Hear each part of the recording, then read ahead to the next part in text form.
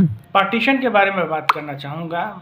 सुनिए, मान लीजिए ज़मीन बँट गई, हिस्से अलग हो गए, कब्ज़ा भी अलग हो गया, लेकिन कोर्ट में असली जो सवाल यह नहीं है कि कौन सा प्लॉट किसको मिला। असली सवाल यह है कि बंटवारे ने नया मालिक बनाया या पहले से मौजूद हक को सिर्फ पहचान दी। यहीं से पार्टीशन केस की पूरी दिशा बदलती है। हिंदू ज्वाइंट फैमिली प्रॉपर्टी में कई बार को पार्टनर का हक पहले से मौजूद होता है। पार्टीशन उस हक को पहली बार पैदा नहीं करता। पार्टीशन बस यह घोषित करता है कि अब तक जो हिस्सा संयुक्त था वह अब अलग अलग पहचाना जाएगा। मतलब कई मामलों में पार्टीशन ट्रांसफर नहीं बल्कि प्री एग्जिस्टिंग राइट की का डिक्लेरेशन है, यह घोषणा है मात्र। लेकिन यही बात खतरनाक भी है। क्यों? क्योंकि हर पार्टीशन पेपर सुरक्षित नहीं होता।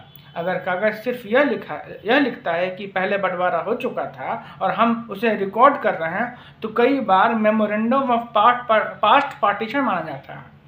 लेकिन अगर वही कागज कहता है कि आज से यह ज़मीन तुम्हारी, यह ज़मीन मेरी, तो कोर्ट पूछ सकती है क्या इसी डॉक्यूमेंट से राइट क्रिएट हुआ?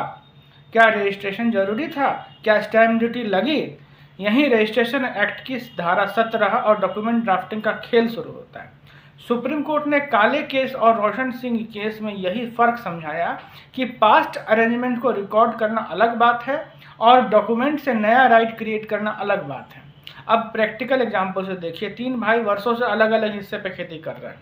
गांव में पहले ही ओरल पार्टीशन हो चुका है, बाद में कागज बना सिर्फ याददाश्त के लिए।